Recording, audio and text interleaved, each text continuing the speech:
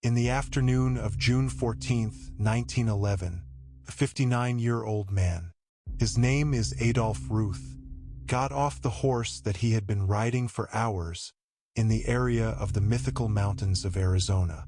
As soon as he got off the animal and his feet touched the ground, he took a look around at the place while smiling. Although the view would be terrifying for others, with mountain peaks prominent in a large way, it's very difficult and almost impossible for anyone to climb the straight mountains. Valleys and valleys twisted and made like a maze. These mountains are full of caves. You can walk through these mountains for days without seeing any human being. More so in the year 1931. Dr. Adolph didn't come on a trip for entertainment, nor he visited this deserted valley to camp in it. He knew that this valley kept a big secret. He was about to be the first person to find the lost Dutch gold mine. In this valley, a gold mine that caused the death of hundreds of treasure seekers who entered the mountain and created the myth and beyond. Dr. Adolph knew that he had a special advantage not available to all the other people. He had a map of the treasure, and he knew that he would reach the treasure easily. So he reached to the bag that he was carrying on his shoulder and took out the map. But at that moment, he heard the sound of horse steps behind him. So he quickly put the map in the bag and looked behind him, terrified. He saw two cowboys on their horses. These two he knew because they were the guides who brought him to this place. He said to them, "What do you want?" Dr. Adolph was a retired veterinarian, a government employee who was working in Washington, D.C. He was a man with a small body size and wearing spectacles. The two cowboy guides thought that he looked old and weak, so they came back to check on him. When Dr. Adolph felt it from them, he became very upset and felt insulted and told them, "All you have to do is get me to the place I want, and that's it. Your mission is over and I pay you what you want. After that, you can walk away and leave me alone. Don't worry about me. I know how to manage here alone. I don't need anyone to help me." But they didn't want to leave him. They knew that this man was coming here because he was looking for the treasure like the people before him, but all those before him were 100 times stronger. All these people either disappeared or died. So what about an old and weak man like that? What could happen to him? They said to him, "Look, doctor, honestly, we are afraid to leave you alone in this place. It's not a public road or on a street corner. This is a closed area. If anything happens to you, you will not find anyone to help." Dr. Adolph felt insulted by them for the second time and said, "I know how to deal here alone, and I know how to set up my tent, and I know how to go around this place alone. For now, thank you very much. Your mission is over." Then he took out his wallet and gave them the money and said, "Come on, leave me alone so I can do my work." The two of them took the money and looked at each other briefly. Then they took their horses and turned around and left. As he saw them going away, the doctor felt strong and proud of himself that he got rid of them and kept watching them as they were going away until they completely disappeared from his sight. But looking at the natural scenery around him for a while, he found himself walking alone in the middle of these terrible mountains. Soon the strong feeling he felt a while ago began to turn to fear and anxiety, but still, he was confident in himself and knew that all his fears would go away when he finds the treasure and become rich and famous. So he got back on his horse and continued on his way. When the sun began to set, he decided that it was the right time to camp. He found a suitable place and set up the tent and gathered some firewood and started a fire, and on his way to the tent, he found a small rock and sat on it. He took out a notebook from his bag, and inside it he took out the old treasure map. The doctor got this treasure map from a man in Mexico. This man in Mexico took the map from the remaining of a family member who was digging for gold in the mountains of myth. And they drew this map before they were all slaughtered in the desert. Eventually the map fell into the hands of this Mexican man, and he gave it to the doctor's son, and the doctor's son gave it to his father, who is now looking for the treasure alone in the middle of nowhere. The doctor opened the map and kept looking. He came upon a rock formation or upon a huge mountain. The mountain has a unique appearance, looking like a very huge tombstone. He compared the mountains in reality and the one he had on the map, until he found the same mountain. The drawing of the mountain on the map had a name written on it. The mountain is the Weaver's Needle. This mountain is known to this day as the Weaver's Needle. Then he noticed an arrow next to the mountain's drawing on the map, and this arrow was pointing to the place of the treasure near the Weaver's Needle mountain. The doctor felt very happy that he was near the place of the treasure and that he would soon become very famous and rich. He wrapped the map and put it again in his bag, and sat next to his tent, fond of the fire, grilling his food, whistling to himself with joy. But little did he know that this joy would be his last. Even though the world in the desert at night was dark and frighteningly silent, but this doctor was enjoying it. As he was grilling his food at the entrance to the tent, suddenly he heard the sound of the hooves of a horse running. He thought that the sound of the hooves might be of the guides who brought him here. On the contrary, he was happy this time. Getting some company to pass the night is welcomed. But who knows, the sound might not be of the guides. It might be the sound of anyone watching him. So he went and started calling out, "Who is there?" But no one answered him, and it was extremely silent.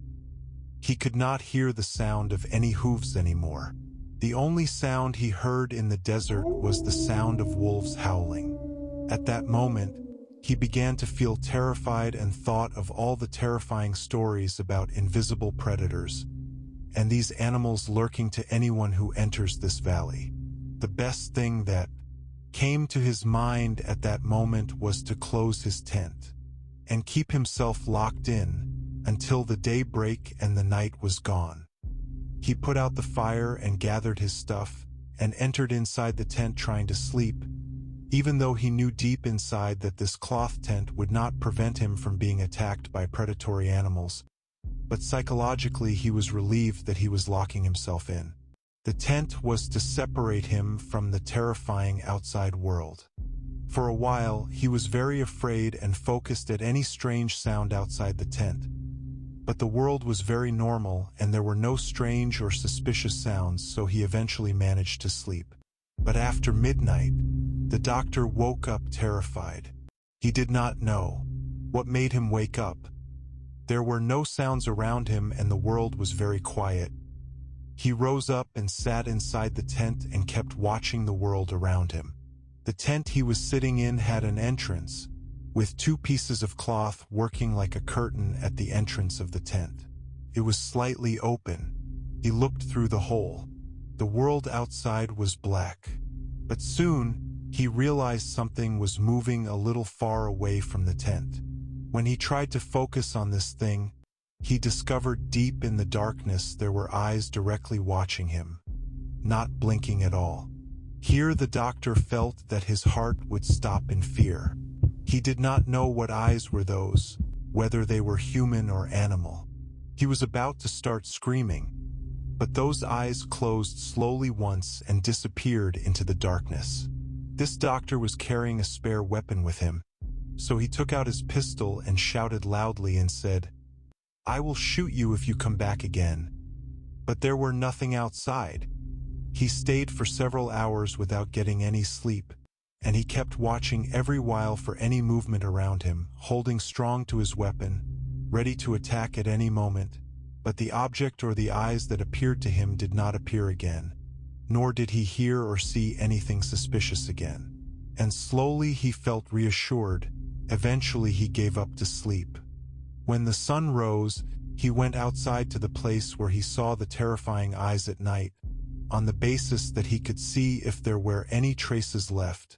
whether the legs of a human or an animal.